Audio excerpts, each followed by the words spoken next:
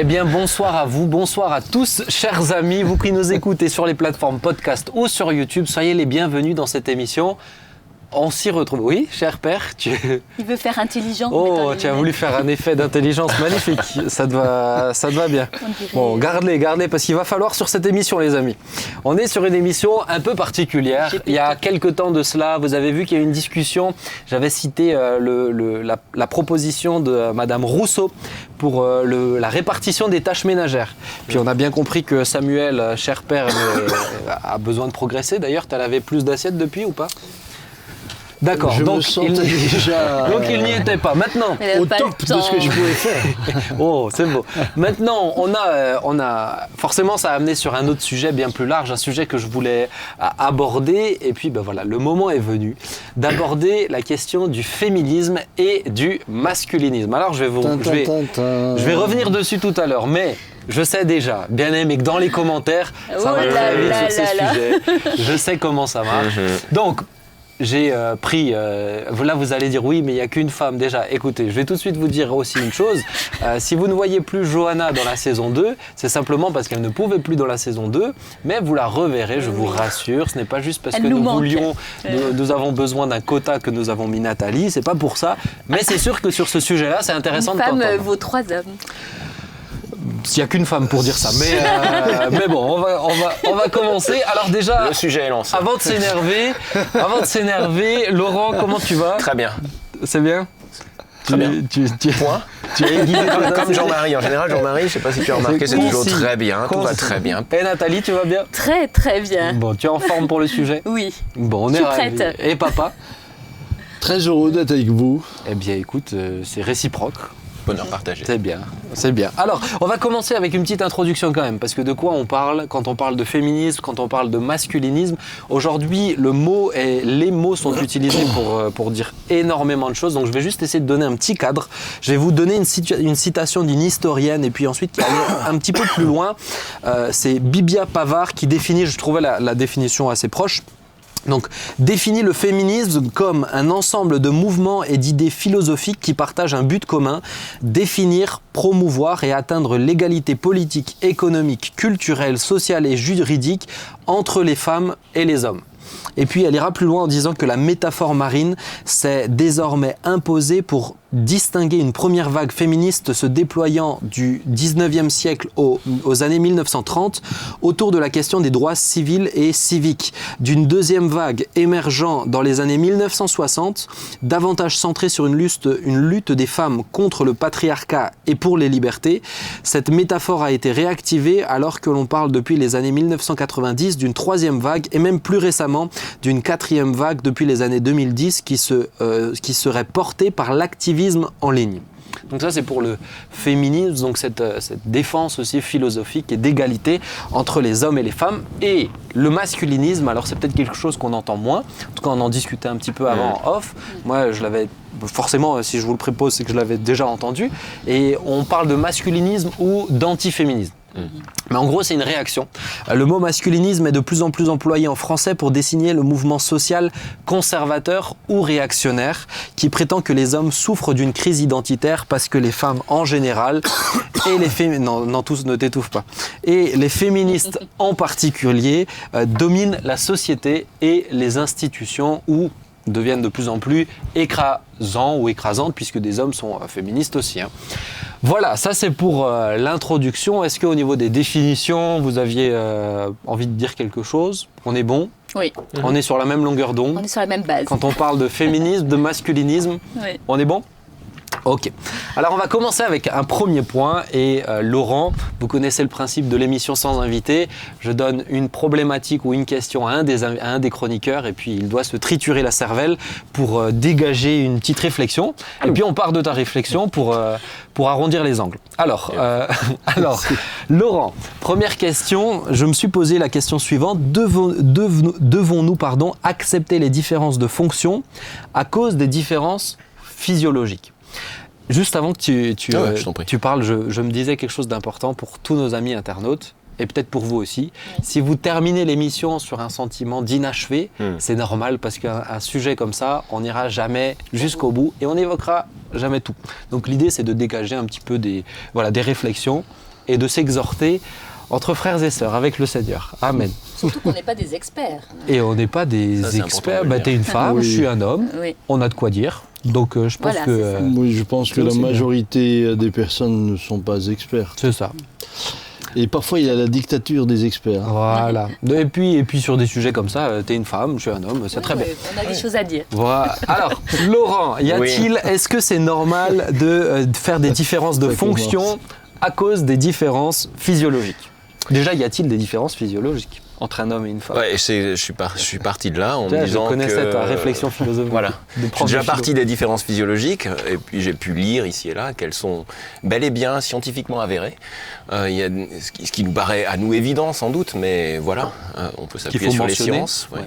Donc il y a des différences évidemment d'ordre morphologique, d'ordre anatomique. J'ai rencontré à diverses reprises le terme d'anthropométrique.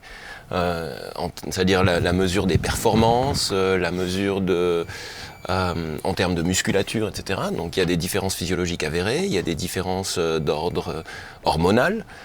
Et ces différences, ça je voulais simplement tout de même le préciser, elles varient d'un homme à un homme et d'une femme à une femme. Il y a des différences interindividuelles qui sont Ah oui. relativement importantes. Tous les hommes ne portent pas 500 kilos comme Voilà. moi en développé couché. Exact. Comme toi, On est d'accord. voilà, exactement. On est d'accord, je Par exemple, c'est mon cas. C'est-à-dire, je ne porte pas 500 kilos en développé couché, contrairement à toi. Voilà. Donc, Lui, mais... c'était dans un rêve. Hein. Ah, pardon. Oui, c'est- Non, moi, c'est dans la Beaucoup réalité. l'imaginaire, tu sais. D'accord. Quoi qu'il en soit, donc il y a des différences physiologiques avérées et la question que tu m'as posée, enfin je l'ai très légèrement reformulée, je ne sais pas si elle est fidèle à la question que tu m'as posée, mais c'était est-ce que ces différences physiologiques, elles justifient des différences de fonction? Oui. C'est Donc tout à fait ça. évidemment le deuxième terme sur lequel je me suis concentré, c'est le mot fonction. Et je sais pas, dans mon esprit, j'ai associé fonction à métier. Je pense que c'est une association relativement intuitive. Et donc, la question est de savoir si, finalement, ces différences physiologiques, elles justifieraient qu'il y ait des métiers d'hommes et des métiers de femmes. Bon, voilà, c'est une question ouverte. Ce que je sais, c'est que certains ont pu dire qu'en raison de, je sais pas moi, de la pénibilité d'un métier ou de son caractère dangereux, que ces métiers étaient des métiers d'hommes, et au contraire que certains métiers peuvent être considérés comme des métiers de femmes. Est-ce que c'est lié aux différences physiologiques? Je ne sais pas, mais je sais qu'à la maison on en parlait et on s'est posé la question, on a parlé du métier de sage-femme. Alors bon, déjà, l'intitulé du métier n'a pas changé. Mais il y a des hommes qui le deviennent. C'est vrai. Et c'est vrai qu'on s'est posé la question, est-ce que c'est un métier de femme? Alors je sais que j'ai lu un rapport de l'INSEE qui parle de métiers masculinisés et de métiers féminisés, Ouais. mais pas forcément de métiers d'hommes et de métiers de femmes. Ce qui est sûr, c'est qu'aujourd'hui, l'idée selon laquelle des différences physiologiques justifieraient la distinction entre des métiers d'hommes et des métiers de femmes, ça j'ai l'impression que ça tient plus. Et que s'il y a des prérequis, par exemple une taille, je sais qu'il me semble que dans le corps des sapeurs-pompiers, à une époque il y avait une taille minimale, il fallait faire 1m60 avec je sais pas, une variation de plus ou moins 3 cm, et il me semble que dans les années 2010 en fait, même ce prérequis-là, ils l'ont fait sauter. D'accord. Parce que c'était une femme qui se plaignait de ne pas pouvoir prétendre intégrer le corps des sapeurs-pompiers parce qu'elle faisait moins d'1m57 ou quelque chose comme ça. Est-ce que sur tout ce qui est du travail où il y a beaucoup de pénibilité, etc., est-ce qu'il faut faire une distinction? Alors je dis pas est-ce qu'il faut, mais qu'est-ce que vous en pensez? Est-ce que moi je sais que par exemple, une petite anecdote, je connais un homme qui travaille dans un métier où il y a des aspects qui peuvent être pénibles, qui demandent un point assez physique, et dans son équipe il y a une femme. Et quand il doit faire équipe avec elle, il me dit mais personne ne veut travailler avec elle. Pourquoi? Pas parce qu'elle est inintéressante, c'est juste parce qu'on sait qu'on fait 2 fois plus quand elle est là, parce que sur l'aspect physique, c'est juste, ça suit pas en fait, ça tient pas la route. Donc voilà. Qu'est-ce que vous en pensez? Après, ils ont peut-être pas Arnold Schwarzenegger féminin avec eux dans l'équipe, quoi. Moi, je pense quand même qu'il faut redéfinir. Est-ce que nous parlons de cas d'exception? Puisque, évidemment, comme tu l'as dit, il y a des différenciations même entre hommes. Certains hommes ne pourraient pas faire certains métiers pénibles. Mais dans l'ensemble, une majorité d'hommes peuvent quand même faire des métiers plutôt pénibles. Ce qui n'est pas forcément le cas chez les dames. On ne peut pas dire qu'une majorité de dames peut faire des métiers pénibles, mais certaines dames pourraient les faire. Alors, je pense qu'il faut déjà faire est-ce qu'on parle juste de spécificité ou de gens spécifiques, ou est-ce qu'on parle de l'ensemble que nous reconnaissons que dans le milieu des dames, la majorité n'est quand même pas appelée à faire un métier physique. Qu'il y ait quelques-unes d'entre elles qui pourraient y prétendre, et pourquoi pas le faire. Oui, mais ça ne veut pas dire que le métier est devenu un métier accessible au monde féminin. Qu'est-ce que tu en penses, Alors, Nathalie? Peut-être accessible, si. Voilà. Alors, j'ai discuté récemment Juridiquement, avec... oui, bien sûr, à cause des exceptions. Physiologiquement, tu dis? Physiologiquement, je voulais dire. J'ai discuté récemment avec un monsieur qui a donné 20 ans en tant que sous-marinier, donc dans la marine nationale en fait, et il a été confronté à un commandement féminin. Et c'est ce qu'il me disait, c'était intéressant parce que pour qu'elle aboutisse à ce niveau-là, on lui a demandé beaucoup plus qu'aux hommes. Et au final, c'était une très bonne commandante, pas comme on peut dire, parce qu'elle avait des atouts qu'en général les commandants hommes n'avaient pas forcément. Donc une prise de conscience encore plus grande peut-être de la cohésion de l'équipe en fait. Ah là, c'est intéressant parce que là, on ne parle pas de métier lié à la pénibilité ou à la dimension. C'est m'expliquer que être sous-marinier, c'est quand même pénible. Non, mais elle est commandante. Je parle, Oui. là, ses points forts, ça va être sa capacité à commander. Donc là, est-ce que et c'est vrai que dans l'armée, on a tendance plutôt, ou c'est en train d'évoluer, mais on a tendance, c'était quand même très masculinisé. Qu'est-ce que, par exemple, dans des fonctions comme celle-ci, des fonctions de direction, de commandement, de choses comme ça, de leadership, est-ce qu'il faut faire une distinction? Alors, on ne va pas dire, parce que là, on va tomber dans un stéréotype, c'est réservé aux hommes, mais est-ce que sur le principe, est-ce que sur le principe, c'est plus les hommes qui vont avoir cette force-là ou pas? Pour moi, non.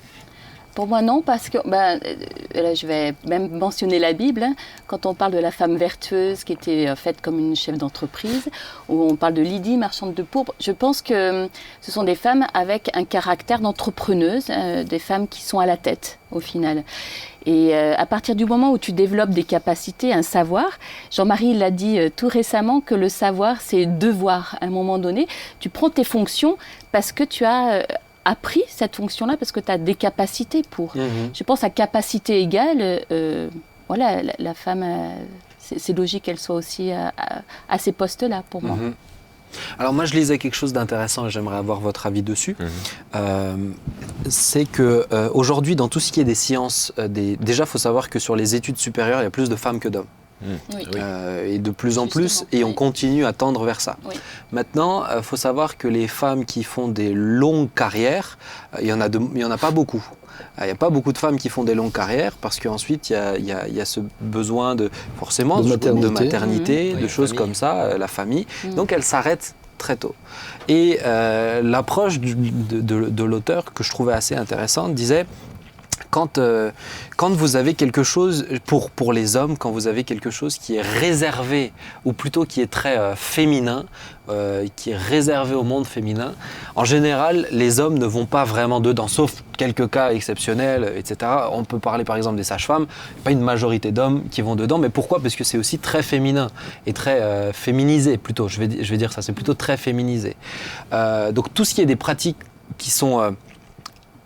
faites et régies plutôt par des femmes, vécues par des femmes, les hommes n'y vont pas trop. Et ce qu'il disait était assez intéressant, il disait mais maintenant comme dans tout ce qui est des sciences sociales notamment, c'est particulièrement les sciences sociales, c'est moins les sciences pures, les études supérieures c'est les femmes qui y vont, on voit de moins en moins d'hommes qui vont dedans. Et donc la tendance s'inverse complètement. Et c'est que les sciences sociales sont de plus en plus mises de côté. Et là, c'est particulièrement, c'est un auteur qui est outre-Atlantique, mais qui dit, mais du coup, forcément, les hommes, ils vont de moins en moins. Et on a un deuxième problème, c'est que comme ces femmes qui vont dans ces branches-là s'arrêtent très tôt, on manque de personnes. Ah oui. Donc, je voulais avoir votre point de vue aussi là-dessus. Alors, on parlait aussi des fonctions comme la cuisine en général à la maison, alors maintenant c'est de plus en plus, peut-être les hommes font aussi de plus en plus la cuisine, Oui. mais pendant tout un temps c'était la femme qui était vouée à la cuisine. Aujourd'hui, les grands chefs de cuisine, c'est quand même beaucoup d'hommes aussi.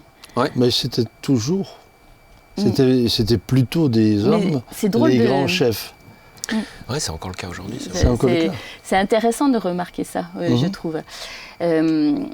Maintenant, c'est vrai qu'en tant que femme, je considère qu'il y a quand même des limites, effectivement, et il y a aujourd'hui peut-être une ouverture plus grande vis-à-vis de ces limites. Mais Vas-y, essaie d'expliciter. je vois, alors je sais que là derrière, il y a une femme qui coupe du bois très bien, Lizou pour pas la nommer, mais moi j'avoue mes limites à ce niveau-là. Il y a Guy chez moi, il coupe le bois, il a les capacités musculaires pour ça, moi je ne les ai pas.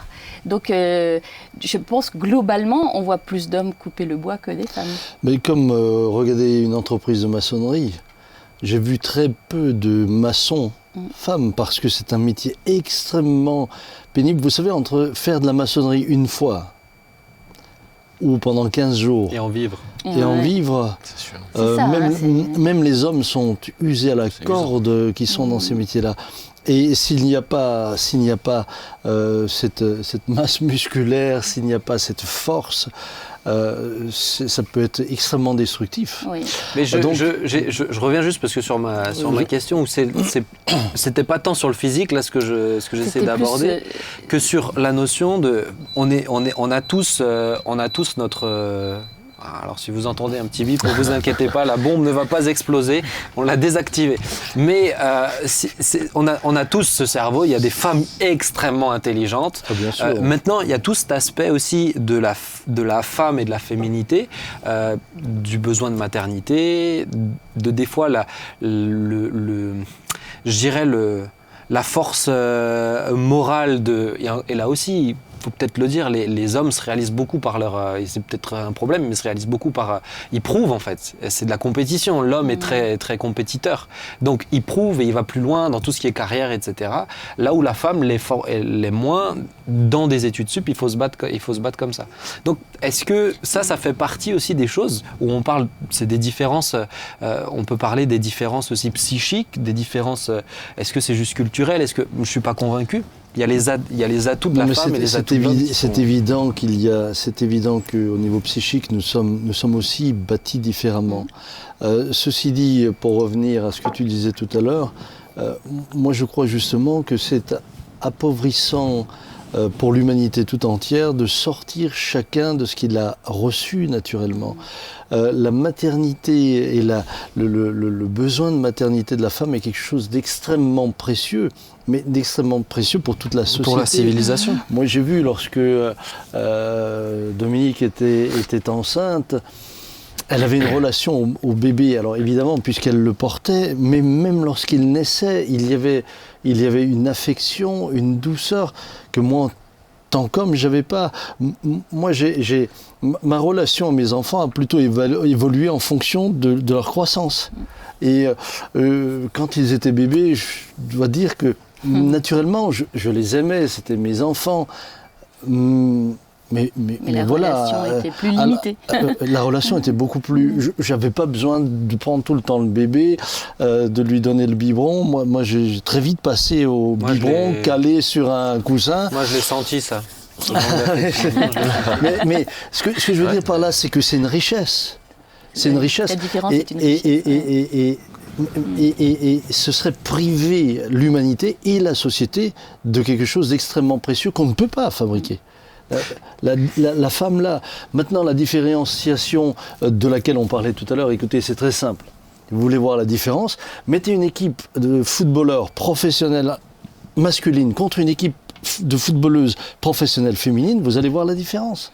Là, c'est sûr. Malgré le fait que vous ayez des professionnels dans les deux côtés, il y a une différence physiologique évidente. Ce qui n'enlève rien à l'égalité homme-femme. Et qu'est-ce que Alors- mais il y a des constitutions différentes. Vas-y Nathalie. Oui, pour reprendre aussi le cas de figure de ces femmes qui sont vraiment douées dans le social Ouais. et qui finalement après arrêtent leur métier et puis on est en manque de personnes.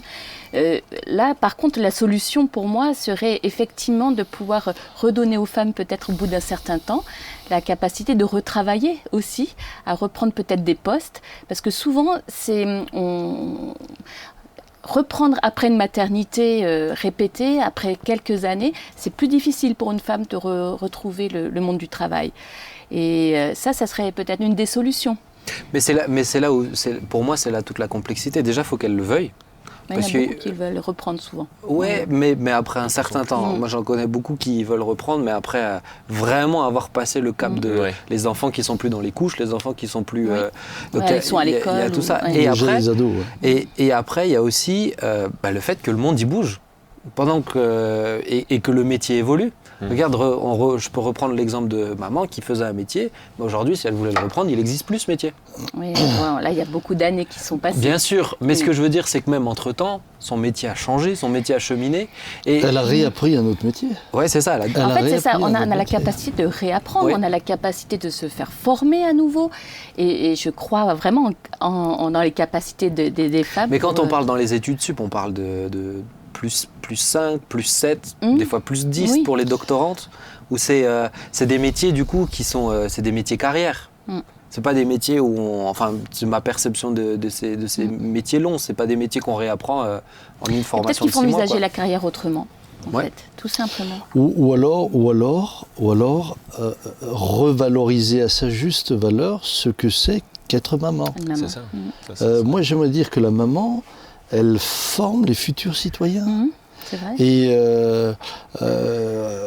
l'éducation beaucoup de pouvoir, nationale va donner à tous ceux qui forment intellectuellement les enfants des moyens, mais les mamans jouent un rôle extrêmement précieux. Et je trouve que justement là, on a dévalorisé également le rôle des mamans. C'est vrai. Par de grandes différences. Si on les soutenait financièrement, si on leur montrait que ce qu'elles font, C'est de la valeur ajoutée. Hein. c'est de la valeur ajoutée. Je suis convaincu que bien des femmes seraient heureuses de pouvoir rester à la maison. Puis ensuite, il y a un deuxième problème, c'est que aujourd'hui, vous avez des mamans qui voudraient rester à la maison, elles peuvent pas. Oui. Elles peuvent pas, Oui, et c'est le vrai, loyer, c'est juste. le revenu du mari ne suffit pas, etc. Et, Ou mère célibataire. Ouais, ou c'est aux ça, mamans beaucoup de célibataires, mamans etc. célibataires. Et elles Très ne juste. peuvent pas. Donc, on a là des femmes aussi en souffrance. Vous savez, on parle, je vois souvent, j'entends souvent le discours, oui, mais nous voulons travailler pour avoir notre indépendance. Mais ça, c'est certaine. Mais vous en avez qui aspiraient à pouvoir être maman. Elles le voudraient, elles le souhaiteraient de tout leur cœur. Moi, je connais Mais on ne leur permet je pas. connais une jeune femme qui est en 4e année de médecine. Son rêve, c'est de fonder une famille.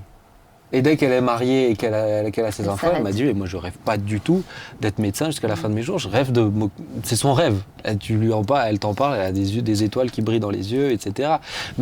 Et moi je pense même. personnellement qu'il y a des femmes qui ne veulent pas être mères.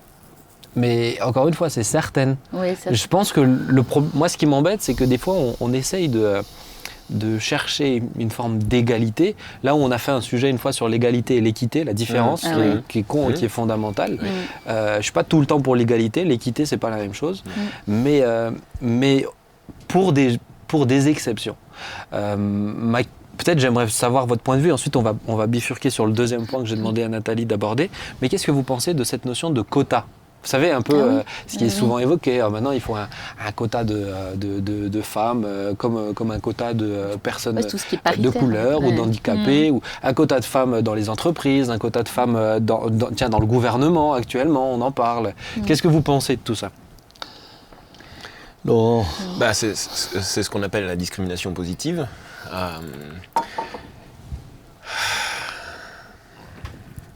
En soi, l'idée, c'est de permettre à des gens qui sont un petit peu en retard, on va dire, de pouvoir rattraper ce retard. Donc on peut penser au monde des handicapés et le fait que dans une entreprise de plus de, je ne sais pas moi, je connais pas les chiffres exacts, mais disons de plus de 100 salariés, en effet l'entreprise se doit d'avoir un certain nombre de travailleurs handicapés.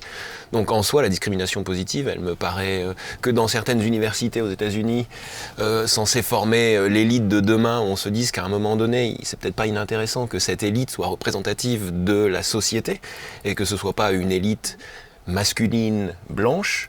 Je trouve pas que l'idée soit complètement ridicule. Mais du coup, on n'est plus sur les performances de la personne. On n'est plus sur ce qu'elle produit, on est juste sur c'est sûr que la discrimination positive, elle va forcément hurler tous ceux qui... Ça veut dire que de principe, tu pars du principe alors, pour moi, c'est comme ça que je le vois, tu pars du principe que les hommes blancs aux États-Unis, je cite ton exemple, sont forcément supérieurs et donc il faut donner un coup de pouce aux autres. C'est-à-dire que moi je trouve que c'est presque insultant honnêtement oui. Pour les gens, ça veut dire que les femmes peuvent pas être... Et au contraire, il y a des femmes qui sont tellement plus intelligentes que beaucoup d'hommes et il faut leur filer un coup de pouce. Mais peut-être que justement, il ne faut pas voir les choses comme ça, parce que si on en est arrivé à ça, c'est parce qu'on a... réalité. Voilà, c'est une réalité, on a pris l'habitude de fonctionner comme ça et on ne s'est pas remis en question. La discrimination positive a permis finalement de permettre à la même capacité égale, de pouvoir ouvrir la porte à des différences.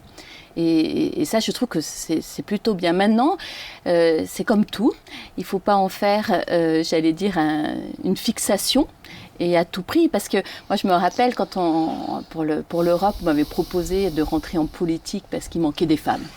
Donc il fallait trouver une femme et c'était donc tout à l'époque de la Manif pour tous, tout ça. Donc en fait, on se rend bien compte qu'il y a tellement une obligation, ils sont tellement confrontés à des difficultés de recrutement parfois que ça ne fait pas avancer grand-chose au final.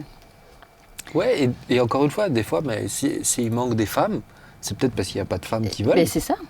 Donc c'est dommage de discriminer pour le coup négativement des hommes qui voudraient, là où des femmes ne voudraient pas. Moi je trouve que ce serait dommage qu'on impose à la maternité à Mulhouse 50% d'hommes en tant que sage-femme.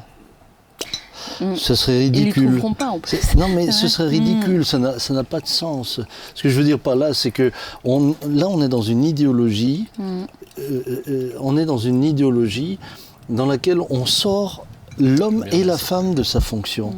Et je crois que ce qu'il nous faut, c'est laisser à nouveau l'homme et la femme dans leur fonction, avec cette ouverture. Oui, c'est possible, qu'une femme soit maçon. Oui, c'est possible qu'un homme soit sage-femme. On leur demande souvent plus, d'ailleurs. Et il n'y a pas de problème à cela. Moi, je me suis retrouvé dernièrement dans des obsèques et j'avais dans le service des pompes funèbres une dame qui faisait partie de l'équipe qui descendait le cercueil. Mais la pauvre, d'abord, elle a souffert. Je lui ai même proposé de la remplacer. Oui. Parce qu'elle était déséquilibrée et on sentait qu'elle n'avait pas la force qu'il fallait. Donc on met parfois les gens dans des situations difficiles, mais les trois collègues avec étaient aussi en situation difficile. Oui, parce que tout d'un coup, ils se sont retrouvés avec un cercueil déséquilibré. Vous avez la famille qui est là. Vous savez, ce sont les moments où il ne faut surtout pas se rater à ce niveau-là, puisque quand on voit le moindre petit détail. Parce que quand on voit le défunt qui est déséquilibré, que ça part un peu et qu'on se rend compte, mais c'est parce que c'est la jeune dame qui n'arrive pas à tenir parce qu'il est trop lourd. C'est ridicule, c'est dommage. C'est dommage. Donc, moi, je suis tout à fait pour dire, ben oui, on est l'ouverture, oui, mais quand ça a du sens. Mais ça ne remet pas en question ni la valeur de la femme, ni l'équité. Tout à fait. Et c'est pour ça que les questions de quotas me semblent parfois devenir une... Ça permet de changer les mentalités, peut-être, mais il ne faut pas que ça soit une règle... Mais vous savez que ça met des entreprises en difficulté. On met parfois tout un ensemble en difficulté à cause d'une idéologie. Moi, parce que changer la mentalité, c'est peut-être même à ce niveau-là, ça m'embête en fait. Parce que pour moi, la mentalité aujourd'hui, ou plutôt dans un aspect, je ne veux pas être réducteur, parce que quand on parle de féminisme, c'est extrêmement large. Oui. Et pour moi, il y a du bon et il y a aussi vraiment du mauvais. Mais là-dedans, pour moi, il y a des choses où je ne pense pas, en fait, honnêtement, que c'est juste pour changer les mentalités. Je pense que c'est vraiment pour mettre quelque chose, une idéologie en place. Et cette idéologie, bon, moi, je m'y retrouve pas du tout.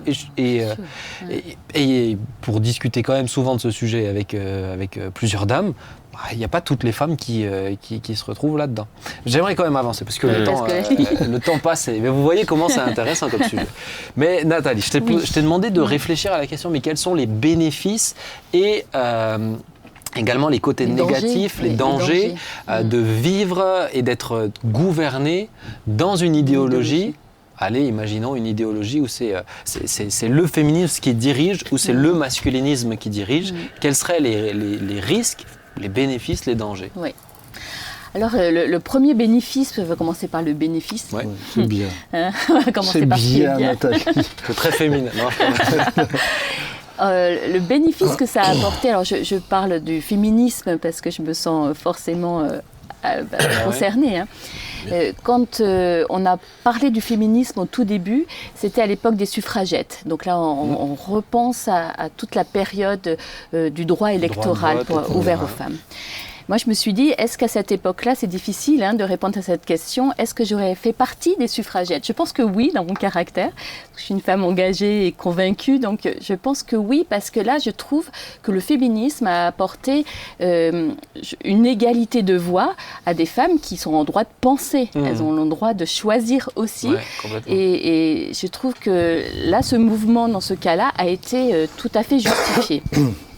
On parle aussi du droit à l'éducation. À l'époque, les femmes n'avaient pas le droit à l'éducation. Dans le 19e siècle, là aussi, l'éducation... Le droit à son compte bancaire. À son compte bancaire. Qui a suivi juste après le droit de vote. Tout ça, je pense que je me serais affiliée facilement au mouvement. Ouais. Donc ça a apporté quand même... c'est une réponse. Le féminisme a été une réponse peut-être à une société exclusivement masculine, pensée masculine. Et ça a remis la femme, j'allais dire, aux côtés d'Adam, Ève aux côtés d'Adam, et pas en dessous, en fait, vraiment à côté. Et on se rend compte que les limites, les dangers, par contre, c'est que tout a été développé grâce à une colère légitime, à la base, mais on se rend compte que la colère, on s'en nourrit de cette colère. Et on sait très bien que la colère n'est pas bonne conseillère, qu'au fur et à mesure que l'idéologie s'est développée, il y a eu après, quand tu n'es pas comme moi, tu es contre moi. Ça, c'était vraiment une idéologie qui fait que les différences, elles ne sont plus perçues comme un atout, mais plutôt comme finalement une confrontation des forces. Et là, on ne peut plus vivre avec, finalement. On n'est plus dans le côté cohésion, on est dans contre moi, il y a toi, et on est en guerre perpétuelle. Et cette colère qui monte, qui n'est jamais résolue, fait que le militantisme féministe ou masculinisme, en fait, rend les personnes presque inécoutables. On ne peut pas se mettre autour d'une table avec quelqu'un qui est constamment dans la revendication. Oui. C'est très compliqué de trouver des compromis. Et même le mot compromis, ça fait tirer les cheveux sur la tête. C'est déjà, voilà. On fait un pas en arrière. Oui, c'est ça. Et je me dis, mais le féminisme, en fait, n'a pas permis à la femme de s'épanouir dans sa féminité. Parce que lorsque moi, par exemple, je compare féminisme et féminité. Là, moi, ce que j'aime dans la féminité, c'est que Dieu nous a accordé des particularités qui ne sont pas propres à l'homme. Dans la Bible, on parle de délicatesse. La femme est plus délicate. On parle de la douceur de la femme. Et je trouve que par rapport à Ève, par rapport à Adam, là, elle a apporté quelque chose de plus. Et dans le féminisme, on a l'impression qu'on est contre l'homme, mais aussi on veut être comme l'homme. Et au fur et à mesure, pour moi, la douceur chez une femme, aujourd'hui, on le remarque, par exemple. Moi, encore récemment, hier, il y a eu des ouvriers à la maison, puis ils m'ont dit « Oh là là, qu'est-ce que vous êtes douce, vous avez une voix douce !» Je dis « Ah ben ça vous étonne ?» Ben écoutez, c'est pas si fréquent. Et je me dis, mais c'est dommage, la douceur, ça fait même partie d'une facette du fruit de l'esprit. Oui. Et c'est une force, la douceur, en réalité. Mais si tu prends, par exemple, les pays nordiques, qui sont vraiment en avance, même sur nous, sur toutes ces questions, notamment sur la question égalitaire, où il y a des écoles... en fait, souvent dans le féminisme ou dans le masculinisme, mais on l'entend quand même plus dans le féminisme, c'est que aspects que tu traduis, la douceur, etc., ce n'est pas inné à la personne, ça fait partie de son éducation. Et notamment dans les écoles des pays nordiques, toutes ces choses-là, ils ont cherché à ne pas les transmettre uniquement aux filles. Moi, j'ai vu une école, par exemple, j'ai un reportage sur une école où les garçons devaient apprendre à se dire qu'ils s'aiment, à se faire des câlins, etc. Ils avaient des cours. Les filles devaient apprendre à faire des sports forts, etc. Mais on se rend compte qu'à un plus haut niveau, on revient au même résultat. C'est que les garçons sont compétiteurs et que les filles ont plus tendance. Donc, on ne peut pas gommer chasser ça. naturel, il revient au galop. On ne peut pas gommer ça, c'est impossible. Et alors moi, je peux même parler de ma conversion parce que, alors moi, je ne suis pas devenue maman. Et justement, quand je me suis convertie, il y a eu une grande différence. Qu'avant, je me suis dit, ça aurait été bien que je sois un homme. J'aurais pu, parce que je suis assez aventurière dans mon caractère. Toi, tu avais une entreprise aussi, si je me trompe Oui, pas. pendant 5 ans seulement. Mais sinon, mais ça montre aussi qu'il y a des oui, femmes qui ont un caractère. je suis assez entrepreneuse. Enfin, j'aime l'aventure, j'y vais quoi. J'y vais. Et je me suis dit, si j'avais été un homme, il y a quand même plus de facilités qui me seraient été offertes, beaucoup plus de choses peut-être et tout. Et quand je me suis convertie, ça c'est vraiment merveilleux à vraiment témoigner, c'est que je suis devenue en fait pleinement femme et épanouie. Et j'étais pas encore mariée, je suis mariée à 40 ans. Et je me suis dit, mais c'est merveilleux d'être une femme et Dieu m'a réhabilitée dans ce sentiment de la richesse d'être une femme, de cette complémentarité dans des équipes, parce que moi je travaillais avec un binôme qui était un homme, donc justement on était hyper complémentaires. Et bien, j'étais donc dans la visite médicale pendant de longues années et on était dans un des meilleurs secteurs en fait. Et je me dis mais c'est une force extraordinaire. Et d'accepter nos différences comme une richesse, en fait c'est là où on peut aller vraiment très loin. Ouais. C'est intéressant, je trouve, cette approche aussi ça remet de l'équilibre aussi, je pense, dans le discours, dans ces discours qui peuvent être extrêmes. Une femme qui est réconciliée avec sa féminité ou à l'inverse, un homme qui n'a pas besoin de prouver, en fait, tout simplement. Il est bien dans ses baskets, avec qui il est. Laurent, papa, qu'est-ce que vous aviez envie de... Est-ce que vous aviez envie de réagir? Je laisse Laurent... Non, mais Nathalie, c'était... Elle a fait une très bonne analyse. C'était un bel exposé. Vraiment... Non, on dirait que tu vas lui mettre une note. Mais une excellente note, franchement. Magnifique. Un bel exposé. C'était... Moi aussi, non, mais je trouve que ta réflexion est très enrichissante. Très enrichissante. La preuve. Mais je pense que c'est... Souvent, j'ai entendu l'aspect, si je prends le mouvement féministe, l'égalité des femmes envers les hommes, mais concrètement dans les faits, ce qu'on va plus avoir tendance à retrouver, c'est un écrasement des hommes. Et c'est peut-être ça, moi, ce que je verrais en danger, dans la part masculine. Oui, c'est le danger de cette idéologie. C'est pas avec, c'est contre. C'est ça. Voilà. Mais c'est l'écrasement aujourd'hui. On en avait parlé dans l'émission justement sur l'égalité des tâches ménagères, etc. Mais en disant le danger de toujours tendre vers une égalité. C'est l'égalitarisme. C'est ça. On va inventer un mot, mais... Tu citais le mari de Madame Rousseau qu'elle était fière de dire que c'est un homme déconstruit. Moi, j'ai trouvé ça terrible. Donc, pour exister, je dois déconstruire l'autre. Mais si je le déconstruis, c'est que lui. Il n'est plus ce qu'il doit être. Mais justement, ce que j'allais dire, c'est que, et ce que tu disais Ben avant en parlant de la Scandinavie, d'abord ça m'a fait penser à cette formule de Simone de Beauvoir, tu sais, on ne naît pas femme, on le devient. Et l'idée, moi je suis pas fin connaisseur, hein, mais l'idée qui est un petit peu sous-jacente à cette 3e, 4e vague dont tu parlais tout à l'heure du féminisme, c'est que le féminin et le masculin, en fait, ce sont des constructions. Tu parlais de déconstruction. Ce sont des constructions sociales. Alors que nous, et ce que tu disais Nathalie tout à l'heure, et ce que tu disais Sam en parlant chasser le naturel, il revient au galop, c'est que on en revient à l'idée de nature. Est-ce que tout n'est que construction? Est-ce que finalement, ou est-ce que le féminin et le masculin nous renvoient à notre nature? d'homme au sens générique du terme.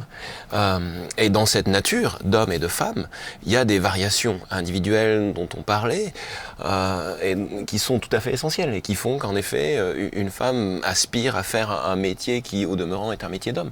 Et qui font que toutes les femmes ne sont pas également douces et que la douceur n'est pas une qualité exclusivement féminine non plus.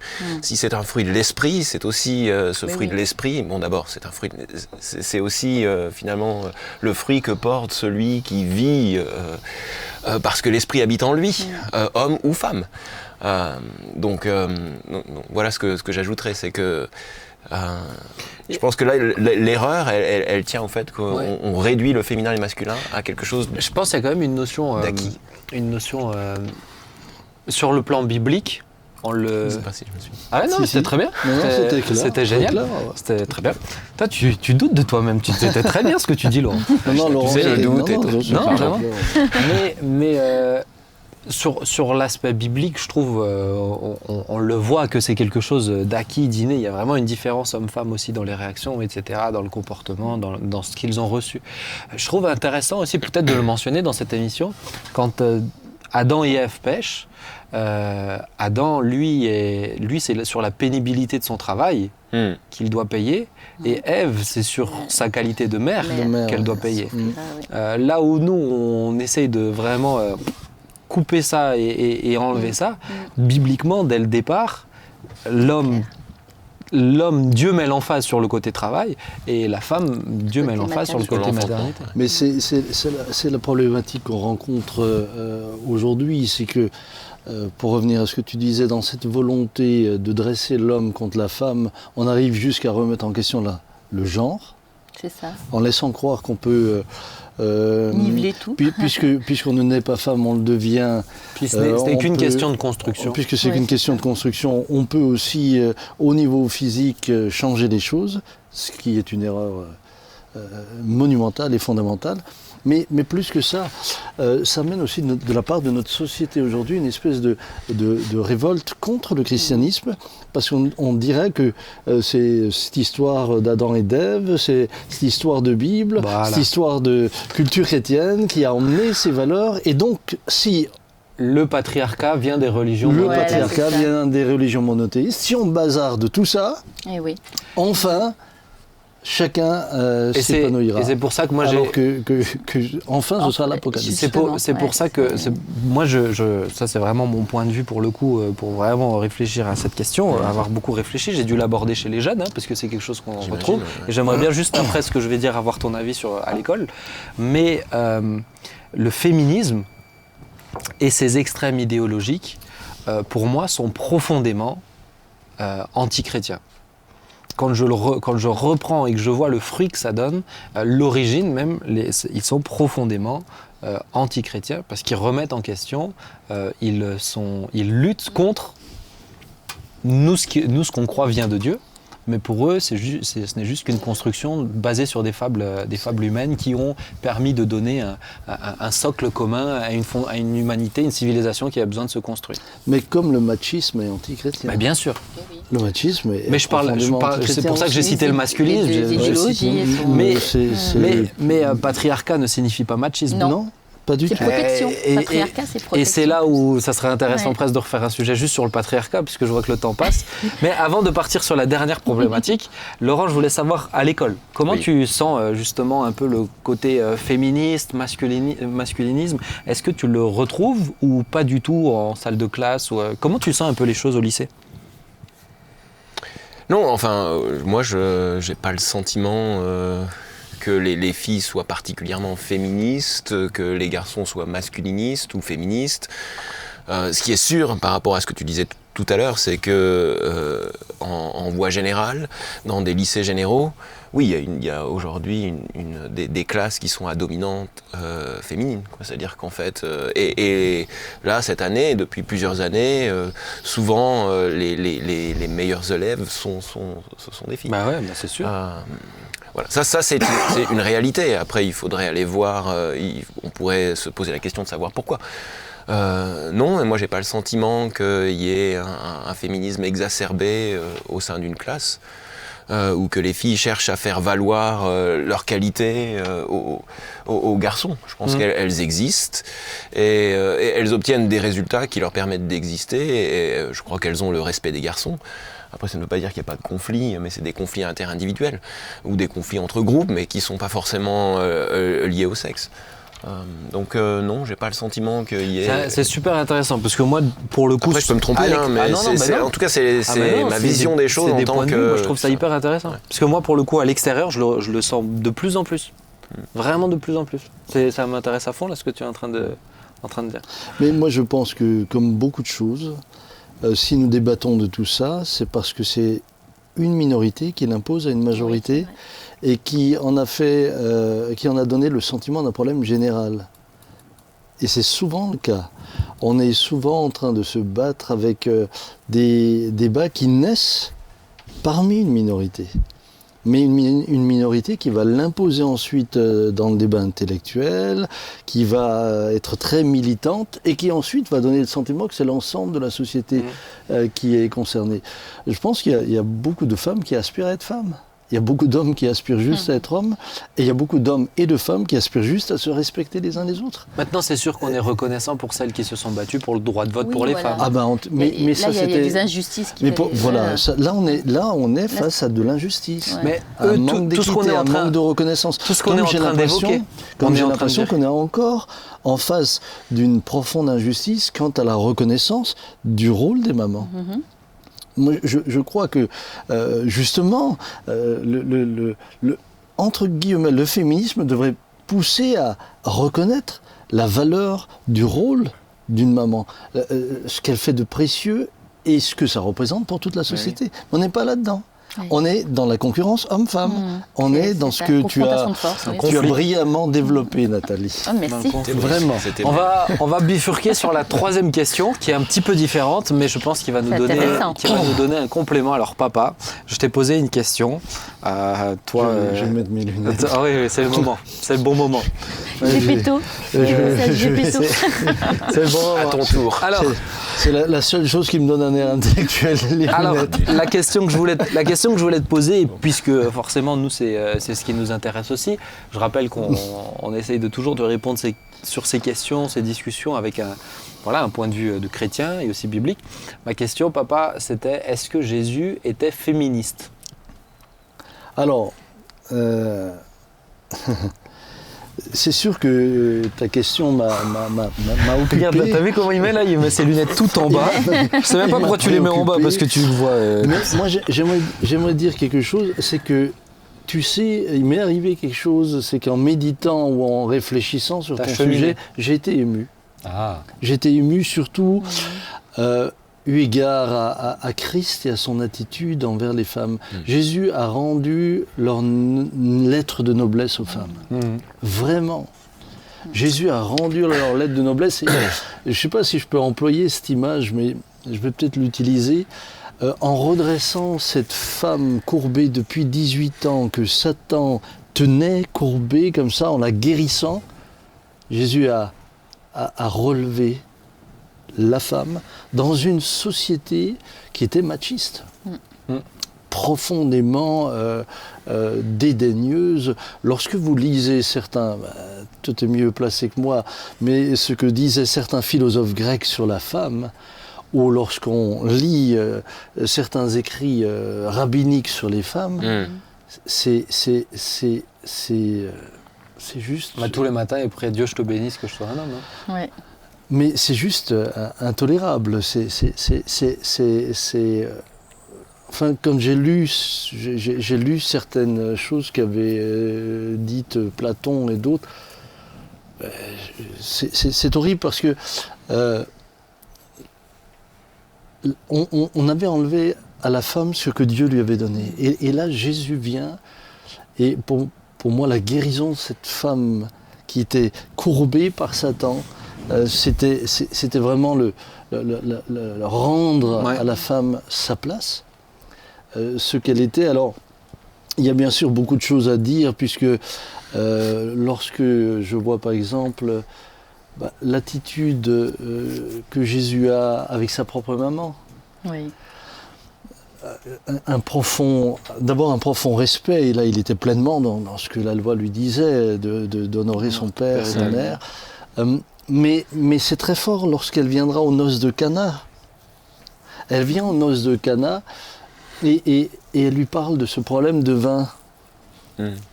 Et il lui dit, mais femme, mon heure n'est pas venue, c'est pas le moment où je dois entre encore... toi et moi, Qu'y a-t-il entre toi et moi? Je dois pas encore me révéler dans ce que je suis, puisque ce miracle, c'est quand même le premier. Ceci dit, regardez Marie, elle est incroyable. Elle s'arrête pas en essayant de contrôler Jésus, elle rentre pas dans ce genre de... Elle dit juste au serviteur, comme un acte de foi, faites ce qu'il vous dira. C'est comme si elle savait, il va agir. Et c'est ce qui s'est passé. Lorsque je vois Jésus face à la femme adultère, il va se dresser entre elle et ceux qui voulaient la détruire, mais comme un rempart. Je dirais, personne n'aurait pu trouver une défense un avocat meilleur que Christ à ce moment-là. Et en sortant de là, d'abord il dénonce plusieurs choses. Il dénonce la perversité des hommes qui avaient finalement piégé cette femme et qui n'avaient qu'un but, c'est de l'utiliser comme un objet servant leurs intérêts. Mais l'homme puisqu'un adultère, ça se commet rarement seul, l'homme, lui, n'était pas là. Ah oui. Et là, qui est-ce que Jésus va blâmer? C'est les hommes. Et il va les remettre à leur place. Et puis, là où je trouve que Christ est absolument extraordinaire, c'est quand il parle du divorce. Là, tout d'un coup, il bouleverse des siècles de pratiques. Et il rappelle qu'un homme ne peut pas se séparer de sa femme par convenance. Il rappelle l'homme à son devoir. Il rappelle l'homme à son devoir quant à la femme, à son devoir de protection, à son devoir à sa responsabilité, puisque à l'époque, on pouvait divorcer pour tout et n'importe quoi. Il suffisait d'adresser une lettre. Et le pouvoir n'était que du côté de l'homme. Et là où il dit clairement que Dieu ne le voulait pas, c'est à cause de la dureté de leur cœur qu'il y a dû avoir cette autorisation de divorce dans certains cas. Mais il dit c'est à cause de la dureté de votre cœur. C'était vraiment... Mais Jésus va à un tel point où il rétablit tellement la femme que les disciples, eux, qui ont grandi dans cette éducation, dans cette culture, disent, mais si c'est comme ça, alors il ne faut pas se marier. Parce que tout d'un coup, la femme n'est plus mon esclave, n'est plus un objet. Tout d'un coup, la femme est mon vis-à-vis. Et je dirais que c'est ce que Jésus a fait. Jésus n'était pas féministe. J'aimerais vous rappeler que Jésus est Dieu fait homme. Jésus était là lorsque l'homme a été créé. Mais il a été là aussi lorsque la femme a été créée. Et jamais la femme n'a été créée pour être inférieure à l'homme. La femme a été créée pour être son vis-à-vis. Exact. C'est ça. Son vis-à-vis, son miroir. D'ailleurs, et c'est ça ce qui est beau dans le mariage, il est dit, et ils deviendront une seule chair. Il n'est pas dit que l'homme apporte 75% et la femme 25%. Une seule chair. Donc, c'est l'un et l'autre qui forment chacun les 50% qui font le tout. Et quand tu regardes ça, tu dis... Waouh, mais c'est extraordinaire. Et puis ensuite, les femmes étaient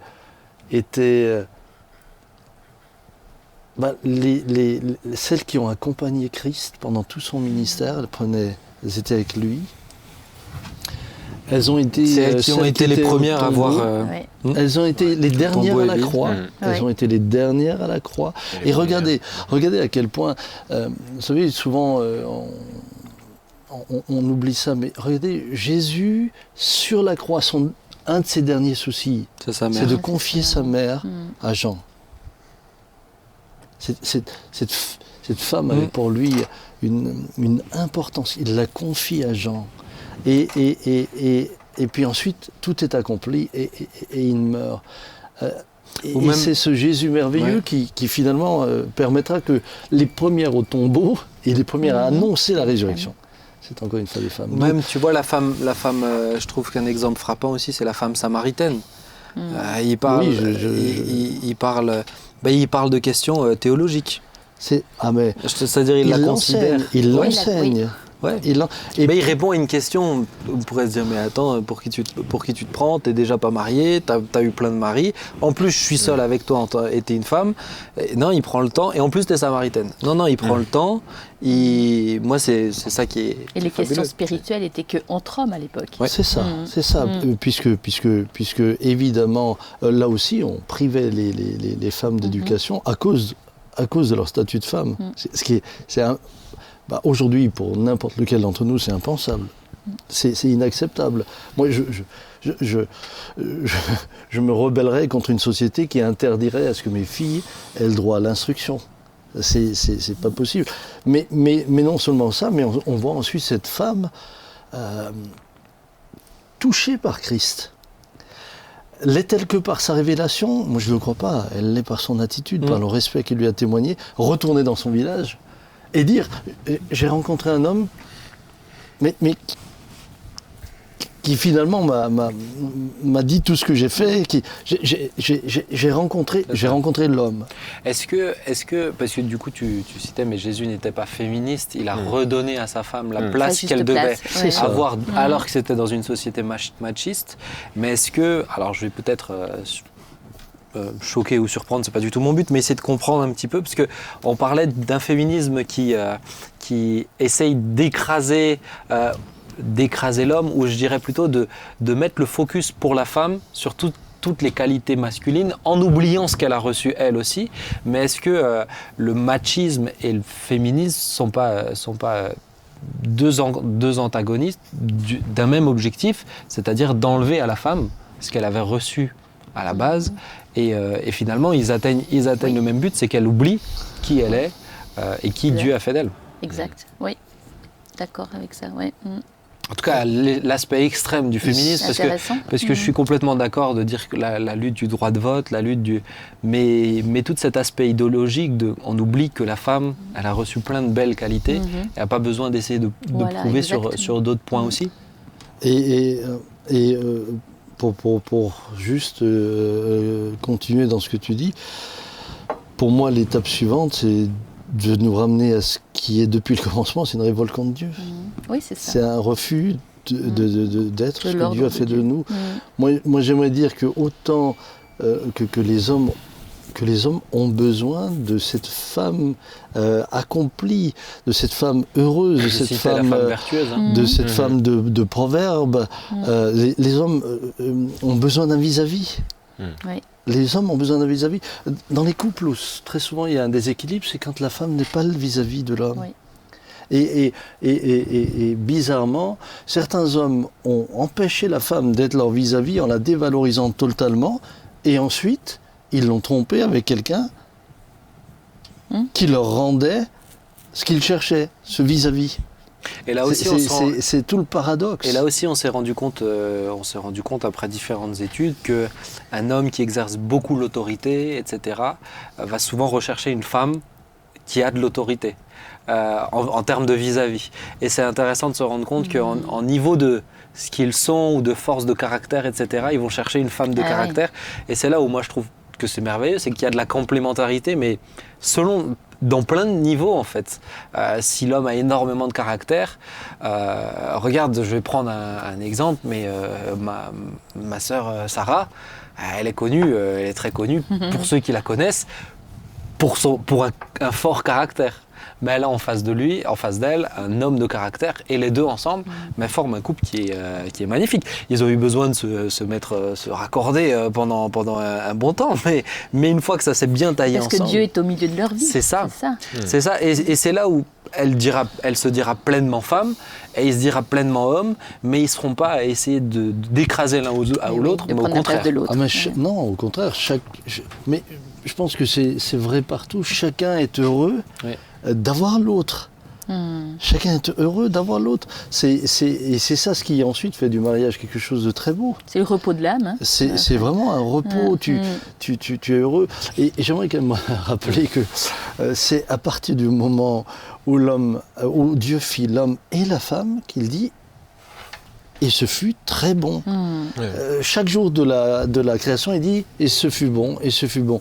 Quand il crée l'homme et la femme, et ce fut très bon. Et ce très bon est vrai pour l'homme, et ce très bon est vrai absolument pour la femme.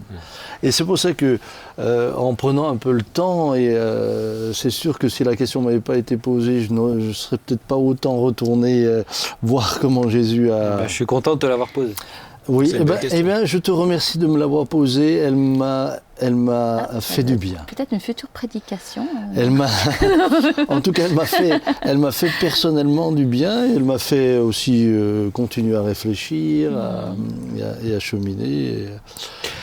Les amis, le temps, ça fait 1 heure qu'on discute sur ce sujet, mais c'est un sujet extrêmement intéressant. Comme dit, on aurait pu aborder plein d'autres angles encore. Mais j'aimerais encourager chacun, puisque moi, c'est souvent comme ça que je commence dans ce genre de réflexion. Il n'y a rien de neutre. Tout est forcément à une influence spirituelle. Et on a terminé avec ça, on est vite allé dessus. Il y a tout le temps une influence spirituelle dans ce qui est véhiculé. Et j'encourage chacun à se poser la question, je parle de l'idéologie, je ne parle pas d'un fait précis, d'une situation précise, mais d'une idéologie, qu'elle soit machiste, qu'elle soit féministe, etc. Est-ce que ces choses viennent de Dieu ? Est-ce qu'elles viennent de Dieu ou est-ce qu'elles tendent à nous rapprocher de Dieu, à ce que Dieu a voulu, ou est-ce qu'elles nous éloignent ? Et ça nous aide à trouver des éléments de réponse dans l'approche. En tout cas, moi, personnellement, ça m'a fait beaucoup de bien, cette discussion aussi. Et je pense que quand on discute comme ça, sous cet angle aussi spirituel, ça nous met forcément beaucoup de points où on est en accord et où on peut cheminer. Maintenant, j'espère ne pas avoir...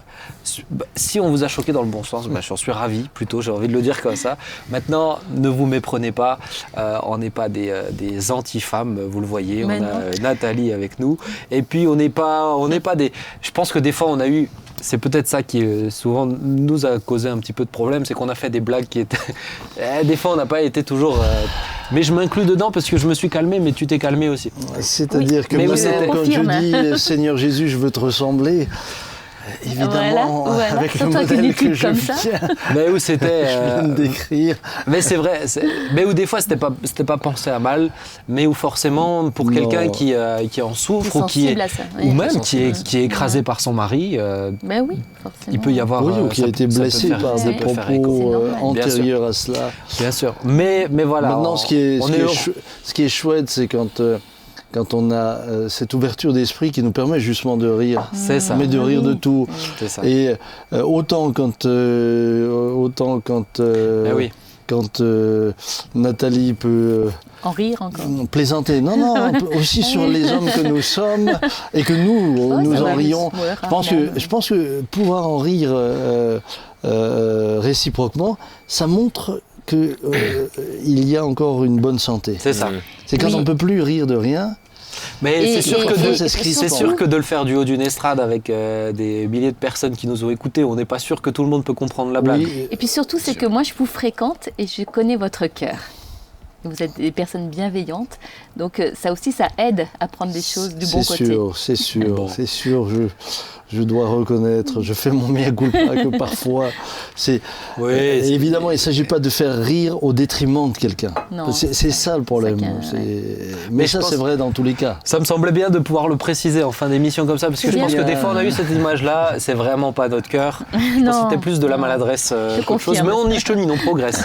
Oui. On est en train de faire le tri dans nos blagues. Maintenant, du coup, on en pense beaucoup plus qu'on le dit. Oui, mais du coup, on n'a plus de blagues. Non, ils sont encore très riches en blagues. Non. Bon, voilà, chers amis, en tout cas, on espère que ça vous a fait du bien cette émission. En tout cas, j'espère que ça vous a encouragé. Peut-être ça vous a fait réagir. N'hésitez pas, en tout cas, à partager. Voilà, vous avez un point de vue. C'est notre point de vue. En tout cas, vous avez eu différents éléments. Je vous laisse réfléchir dessus. Que Dieu vous bénisse richement. Et j'aimerais qu'on puisse prier quand même avant de terminer. Et Nathalie, je vais te demander de prier si tu le veux bien. Merci Ben, oui. Seigneur, tu vois, cette conversation que nous avons eue ce soir, et Je veux vraiment te confier dans le cœur des uns et des autres, mes sœurs, mes frères, hein, qu'ils puissent trouver en toi le repos de l'âme. C'est vrai, Seigneur, j'ai parlé de ma conversion, comment tu m'as redonné vraiment cet épanouissement dans cette féminité que tu m'as donnée. Seigneur, je prie que les uns et les autres puissent vraiment être épanouis en toi. C'est toi, Seigneur, qui répare, c'est toi, Seigneur, qui guérit les blessures, c'est toi, mon Dieu, qui fait que en toi, on trouve toutes les solutions. Seigneur, je te remercie en tout cas pour ton Église, pour les hommes et les femmes qui la constituent, pour cette richesse que tu nous as accordée. Seigneur, je prie pour toutes les églises en francophonie, pour que, on le sait, il y a beaucoup de femmes dans les églises, et je prie aussi, Seigneur, pour que les hommes puissent te rencontrer et avoir ce souci de pouvoir œuvrer pour toi. Seigneur, béni sois-tu et bénis chacun d'entre nous ce soir. Amen. Amen. Amen. Amen. Merci à vous sur Internet, sur les plateformes podcast. Je vous rappelle, hein, vous pouvez écouter pour vos ça. Réflexions enrichissantes. Je vous rappelle, vous verrez, c'est interminable. Avec vous, là, c'est pas une femme qui me coupe. Hein. Là, c'est vraiment. Donc ça, c'est très masculin. J'étais en train de dire au revoir aux gens. N'oubliez pas, sur toutes les plateformes podcast, vous pouvez s'y écouter. Et ça peut faire du bien aussi de le réécouter comme ça. Que Dieu vous bénisse. Rendez-vous vendredi prochain pour une prochaine émission. À très bientôt. Ciao, ciao.